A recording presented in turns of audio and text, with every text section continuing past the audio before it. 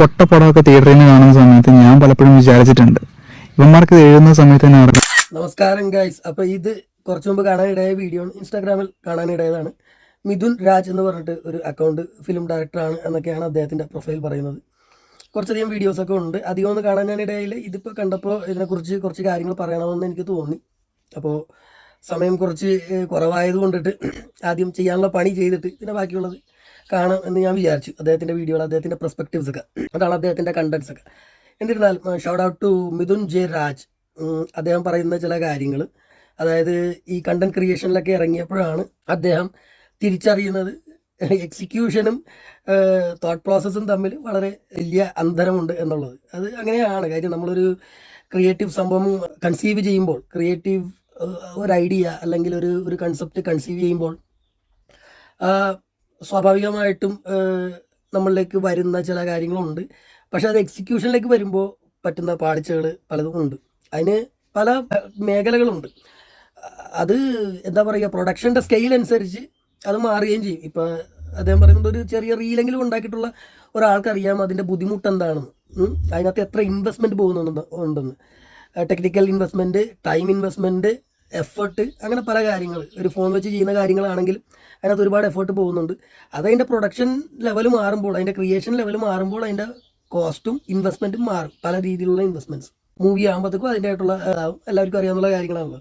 അപ്പോൾ നമ്മൾ ക്രിയേറ്റ് ചെയ്യുന്ന കാര്യങ്ങൾ ഇഫക്റ്റീവായിട്ട് ക്രിയേറ്റ് ചെയ്യാൻ വേണ്ടിയിട്ട് നമ്മൾ ഉദ്ദേശിക്കുന്ന കാര്യങ്ങൾ, നമ്മൾ മനസ്സിൽ കാണുന്ന കാര്യങ്ങൾ കറക്റ്റായിട്ട് കൊണ്ടുവരാനായിട്ട് പലപ്പോഴും പല സിനിമകൾക്കും കഴിയാറില്ല എന്നുള്ളതൊക്കെയാണ് ഒരുപാട് റിവ്യൂവേഴ്സ് അടക്കമുള്ള ആൾക്കാർ അവകാശപ്പെടുന്നത്. കാര്യം ഇവർ ചെറിയ സ്കെയിലിൽ ചെയ്യുന്ന ആൾക്കാർ, അവർ അവരുടെ ചിന്ത എന്ന് വെച്ച് കഴിഞ്ഞാൽ അവരെല്ലാവരും വിമർശിക്കാൻ അർഹരാണ് എന്നൊക്കെ ഉള്ളതാണല്ലോ.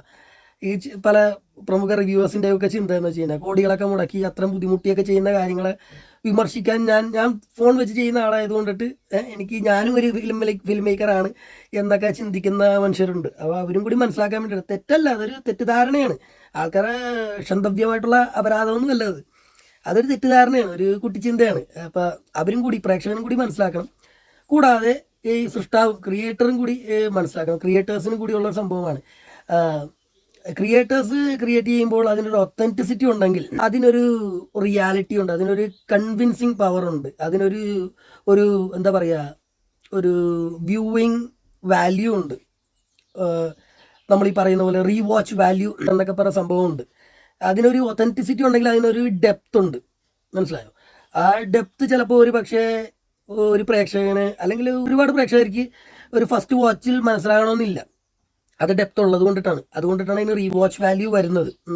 പിന്നെയും കാണാൻ തോന്നുന്നത് അതെന്താണ് അങ്ങനെ എന്നുള്ള സംഭവം. അപ്പോഴാണ് കൂടുതൽ ഇൻഡെപ്തിലേക്ക് കാര്യങ്ങൾ പോകുന്നത്. അപ്പോൾ നമ്മൾ എന്താ പറയുക, ഒരു മിനിറ്റിൽ ഒരു റീല് ചെയ്യുമ്പോഴും അതിനകത്ത് കൊണ്ടുവന്നിട്ടുള്ള ഡീറ്റെയിലിങ്, അല്ലെങ്കിൽ ഒരു മൂവി ചെയ്യുമ്പോഴായാൽ പോലും അതിനകത്ത് കൊണ്ടുവന്നിട്ടുള്ള ഡീറ്റെയിലിങ്ങൾ ഒക്കെ നമുക്ക് മനസ്സിലാകുന്നത് അതിൻ്റെ ഒത്തൻറ്റിസിറ്റി ഉള്ളത് കൊണ്ടിട്ടും അതിനകത്തൊരു ഡെപ്ത് ഉള്ളത് കൊണ്ടിട്ടുമാണ്. ഒത്തൻറ്റിസിറ്റി ഉള്ളത് കൊണ്ടിട്ടാണ് അതിനകത്തൊരു ഡെപ്ത് ഉള്ളത്. അപ്പോൾ അങ്ങനെയുള്ള കണ്ടൻസുകൾ ചെയ്യുന്നവർ, അങ്ങനെയുള്ള നീഷ്, അതൊരു നീഷായിട്ട് എടുക്കുക, ആ ഒരു ഒത്തൻറ്റിക് സംഭവം ചെയ്യാനുള്ള ഒരു നീഷ് എന്ന് പറഞ്ഞാൽ. അപ്പോൾ അതിനകത്തൊരു ഇൻഡെപ്ത് വാല്യൂ വരും, അത് ഒരു റീവാച്ച് വാല്യൂ വരും. അതാണ് ക്രിയേറ്റേഴ്സിനുള്ള ഒരു അഡ്വൈസായിട്ട് എടുക്കേണ്ട ഒരു ടിപ്പാണ്. അപ്പോൾ അതാണ് അതിൻ്റെ സംഭവം. ഉദാഹരണത്തിന് ഇപ്പോൾ നമ്മൾ പറയുന്ന പോലെ, ഇപ്പോൾ നമ്മളിപ്പോൾ ഈ പുതിയൊരു ട്രെൻഡ് ആയിക്കൊണ്ടിരിക്കുന്ന സംഭവമാണ് ആദിത്യദർസ്, എന്താ പറയുക, പിക് ഡീറ്റെയിലിംഗ് എന്ന് പറഞ്ഞിട്ടൊരു, ഈ ദുരന്തർ ഇറങ്ങിയപ്പോൾ തൊട്ടുള്ള ഒരു സംഭവം, ആദിത്യദാറിൻ്റെ പിക് ഡീറ്റെയിലിംഗ് എന്ന് പറഞ്ഞ കാര്യം. ആദിത്യദാർ ഒരു എന്താ പറയുക, കശ്മീരി പണ്ഡിറ്റായിരുന്നു. ആദിത്യദാർ കണ്ടിട്ടുള്ള ചില കാര്യങ്ങളുണ്ട്, പഠിച്ചിട്ടുള്ള റിസർച്ച് ചെയ്തിട്ടുള്ള ചില കാര്യങ്ങളുണ്ട്, പടത്തിന് വേണ്ടി മാത്രമായിട്ട് തന്നെ പല കാര്യങ്ങൾ ചെയ്തിട്ടുണ്ട്. ഇതല്ലാതെ തന്നെ ആദിത്യദാറിൻ്റെ റിസർച്ചുകളുണ്ട്, കാരണം അദ്ദേഹത്തിന് ജെന്യുവനായിട്ട് അറിയാവുന്ന കാര്യങ്ങളുണ്ട്. അപ്പോൾ അതൊക്കെ കൊണ്ടുവരുമ്പോഴത്തേക്കും അതിനകത്തൊരു ഡീറ്റെയിലിംഗ് ഓൾറെഡി വരും. അതാണ് ഇപ്പോൾ നടന്നുകൊണ്ടിരിക്കുന്ന ആദിത്യദാർ പീക്ക് ഡീറ്റെയിലിംഗ് ട്രെൻഡ് എന്ന് പറയുന്നത്. അതാണ് അതിന് എന്താ പറയുക, ഒരു റീവാച്ച് വാല്യൂ ഒക്കെ കൊടുക്കുന്ന ഒരു സംഭവം. ആദിത്യദാർ ഒരു എഴുത്തുകാരൻ കൂടിയാണ്, എഴുത്തുകാരനാണ് ബേസിക്കലി ആദിത്യദാർ എന്ന് പറഞ്ഞത്.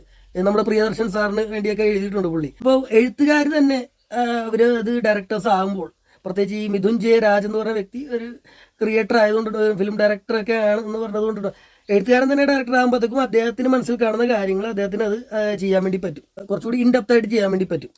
അതാണ് ഈ ദുരന്തറിൻ്റെ വിജയം, ഈ ആദിത്യദാർ പീക്ക് ഡീറ്റെയിലിംഗ് സംഭവം എന്ന് വെച്ചാൽ അതൊരു എക്സാമ്പിളായിട്ട് ഞാൻ പറഞ്ഞതാണ്. അതുപോലെ തന്നെ കണ്ടൻസിൽ അല്ലെങ്കിൽ നമ്മുടെ ക്രിയേഷനിൽ ഒതൻറ്റിസിറ്റി ഉണ്ടാകുമ്പോൾ അതിനകത്തൊരു ആഴം ഉണ്ടാകുന്നു, അത് മനുഷ്യർക്ക് മനസ്സിലാവുന്നു. അത് കാണേണ്ട ഒരു സംഭവമായി മാറുന്നു. അതുകൊണ്ട് തന്നെ അതിനൊരു മൂല്യം ഉണ്ടാകുന്നു. അതാണ് അതിൻ്റെ സംഭവം എന്ന് വെച്ച് കഴിഞ്ഞാൽ. അപ്പോൾ അത് അവലംബിക്കാൻ ആൾക്കാർ ശ്രമിക്കുക. പ്രേക്ഷകരോട് പറയാനുള്ളത്, പലർക്കും ചിലപ്പോൾ അത് മനസ്സിലാകണമെന്നുമില്ല. കാര്യം എന്ന് വെച്ച് കഴിഞ്ഞാൽ ഇത്രയും ഡീറ്റെയിൽ കണ്ടാൽ പോലും അവർക്ക് ഒന്നും മനസ്സിലാകാത്തൊരു കാര്യത്തെക്കുറിച്ച് അവർക്കൊന്നും മനസ്സിലാവില്ല. അപ്പോൾ അതുകൊണ്ട് തന്നെ ചില പ്രമുഖ റിവ്യൂവേഴ്സ് അടക്കമുള്ള ആൾക്കാർ കാണിക്കുന്ന കാര്യങ്ങൾ നെഗറ്റീവ് എടുത്ത് പറഞ്ഞിട്ട് പലപ്പോഴും ഞാൻ കണ്ടിട്ടുണ്ട്. ഈ അശ്വന്ത് വോക്ക് പോലത്തുള്ള ചില ആൾക്കാരൊക്കെ അയാൾ എന്തൊക്കെയോ തമാശയായിട്ട് പറയുന്നതുകൊണ്ടിട്ട് ആൾക്കാർക്ക് എന്തൊക്കെ ചിരി വരുന്നു. ചിലപ്പോൾ എനിക്കും ചിരി വരാറുണ്ട്. കാര്യം ചിരി വരുന്ന ചില കാര്യങ്ങളൊക്കെ അദ്ദേഹം പറയാറുണ്ട്. അപ്പോൾ പക്ഷേ അങ്ങനെ പറയുമ്പോഴുള്ള കാര്യം എന്താണെന്ന് വെച്ച് കഴിഞ്ഞാൽ ആ ഒരു നറേറ്റീവിലേക്ക് ആൾക്കാർ പോകുന്നു. ആ ഒരു രീതിയിലേക്ക് ഇയാളുടെ വെടലച്ചിന്ത ബാക്കിയുള്ളവർ കൂടി വരും. അപ്പോൾ അങ്ങനെ ചിന്തിച്ച് കഴിയുമ്പോഴത്തേക്കും അത് മനസ്സിലാകണമെന്നുമില്ല. അപ്പോൾ അവർ വേറൊരു രീതിയിലേക്കാണ് പ്രേക്ഷകനെ നയിക്കുന്നത്. അവർ കുടുംബം കുട്ടിച്ചോറാക്കാൻ വേണ്ടി നടക്കുന്ന ആൾക്കാരാണ്. അവർക്കേ ഒന്നും മനസ്സിലായിട്ടില്ല.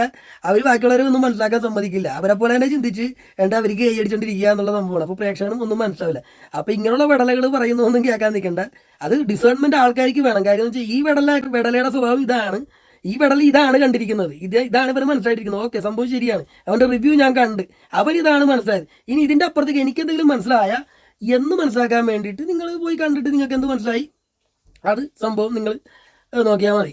പിന്നെ നിങ്ങൾ പടം കണ്ടിട്ട് വന്നിട്ട് നിങ്ങൾ ഈ വെടലയുടെ റിവ്യൂ ഒക്കെ കണ്ടാലും കുഴപ്പമില്ല. കാര്യം എന്ന് വെച്ച് കഴിഞ്ഞാൽ അയാളുടെ സംഭവം തന്നെയാണോ നമ്മൾ കണ്ടത് എന്ന് നിങ്ങൾക്ക് തീരുമാനിക്കാവുന്ന സംഭവമാണ്. അതാണ് പ്രേക്ഷകനോട് എനിക്ക് പറയാനുള്ളത്. കാര്യം കാലം പുരോഗമിച്ചുകൊണ്ടിരിക്കുമ്പോഴത്തേക്കും ഇങ്ങനെയുള്ള വെടലുകൾ കുറേ വരും. ഇങ്ങനെ കാര്യം വെച്ചാൽ എല്ലാ പന്നിക്കണ്ടങ്ങളും വന്നിട്ട് ഇങ്ങനെ ഈ കണ്ടന്റ് ക്രിയേഷൻ എന്തെങ്കിലും വായി തോന്നിയൊക്കെ വിളിച്ച് പറയുകയാണ്. നെഗറ്റീവ് പറഞ്ഞാലും ഇതാണ്, നെഗറ്റീവാണ് കൂടുതൽ പോകുന്നത്. അപ്പോൾ ആരുടെയെങ്കിലും മൂട്ടിൽ തീ കൊടുത്തിട്ട് നമുക്ക് രക്ഷപ്പെടണം എന്നൊക്കെ ഉള്ള ഒരു ചിന്തയാണ് പൊതുവെ ഉള്ളത്. അത് ഭാവിയിൽ അങ്ങനെയുള്ള സംഭവങ്ങൾ വെച്ച് പുലർത്തരുത്. കാര്യം എന്ന് വെച്ചാൽ വളരെ ഒത്തൻറ്റിക് ആയിട്ടും ഡീപ്പായിട്ടും കാര്യങ്ങൾ ചെയ്യുന്ന ക്രിയേറ്റേഴ്സ് ക്രിയേറ്റ് ചെയ്യുന്ന സംഭവങ്ങൾ അതിനകത്ത് വന്നിട്ട് മനസ്സിലാകാതെ മണഗുണ പറയുന്ന പ്രേക്ഷകർ, അത് അല്ലെങ്കിൽ അതിൻ്റെ പേരിൽ കുറച്ച് ആളാകണം, കുറച്ച് ജനങ്ങളെ തെറ്റിദ്ധരിപ്പിച്ച് അതുകൊണ്ട് മുതലെടുക്കണം എന്നൊക്കെ ചിന്തിക്കുന്ന ചിന്ത അത് ക്രിയേറ്റേഴ്സിൽ വരരുത്. ക്രിയേറ്റേഴ്സ് ഇപ്പോൾ അപ്കമിങ് ക്രിയേറ്റേഴ്സിലും വരരുത്, പ്രേക്ഷകരിലും അത് വരരുത്. അപ്പോൾ നിങ്ങൾക്ക് അങ്ങനെ ഒരു നല്ലൊരു വ്യൂവിങ് എക്സ്പീരിയൻസ് ഉണ്ടാകും. പിന്നെ ഇതിൻ്റെ ബ്രോഡായിട്ടുള്ള പല കാര്യങ്ങളും ഉണ്ട്. അത് ഇപ്പം എന്താ പറയുക, ചില കാര്യങ്ങൾ നമ്മൾ ഈ എക്സിക്യൂട്ട് ചെയ്യാൻ ഉദ്ദേശിക്കുന്ന കാര്യങ്ങൾ അതിൻ്റെ ടെക്നോളജി നമുക്ക് മീറ്റ് ചെയ്യാൻ ചിലപ്പോൾ പറ്റിയെന്ന് ഇരിക്കില്ല. പക്ഷേ ഇന്നത്തെ കാലത്ത് ഒരുമാതിരിപ്പെട്ട എല്ലാ കാര്യങ്ങളും നടക്കും. ഇപ്പോൾ നെക്സ്റ്റ് ലെവൽ AI വരെ വന്നിട്ടുണ്ട്. പക്ഷേ പൊതുവേ creative people are they walk lot of years ahead. they walk ahead of their time. So അവർ കാലത്തിന് മുന്നേ ചലിക്കുന്ന വ്യക്തികളാണ്. അപ്പോൾ അതുകൊണ്ട് അവർക്ക് ആ ക്രിയേറ്റിവിറ്റി കാണിക്കാൻ പറ്റുന്ന കാര്യങ്ങൾ പലപ്പോഴും ലിമിറ്റേഷൻസ് വരാം. ഇപ്പോൾ ജെയിംസ് കാമറൂൺ അവതാർ എടുത്ത പോലെ അദ്ദേഹം അത് കൺസീവ് ചെയ്ത സമയത്ത് ആ സംഭവം പുറത്ത് കൊണ്ടുവരാൻ പറ്റുന്ന ടെക്നോളജി ഇല്ലായിരുന്നു. അതുകൊണ്ട് വന്നപ്പോൾ അദ്ദേഹം അത് ചെയ്തു എന്നുള്ളതാണ്. അപ്പോൾ അതൊക്കെയാണ് ക്രിയേറ്റിവിറ്റിയുടെ സംഭവം എന്ന് പറയുന്നത്. സ്റ്റിൽ എക്സിക്യൂഷൻ അതൊരു വലിയ ഒരു സംഭവമാണ്. അപ്പോൾ അത് ഈ എഴുത്തുകാരോടായാലും ക്രിയേറ്റീവായിട്ടുള്ള ആൾക്കാരോടായാലും പറയാനുള്ളത്, നിങ്ങളിത് എഴുതുമ്പോൾ നിങ്ങളിത് കൺസീവ് ചെയ്യുമ്പോൾ അതെങ്ങനെ ഇംപ്ലിമെൻറ്റ് ചെയ്യുന്നുള്ള സംഭവങ്ങൾ അതൊരു മൾട്ടി ടാലൻറ്റിൻ്റെ ഭാഗമായിട്ട് വരുന്ന കാര്യങ്ങളാണ്. അപ്പോൾ ഇതാണ് ഇതിൻ്റെ 2 കാര്യങ്ങൾ എന്ന് പറഞ്ഞത്. എന്തെങ്കിലും മിസ് ചെയ്തിട്ടുണ്ടെങ്കിൽ ഒരു 2ാം പാർട്ടിൽ പറയാം. Take care.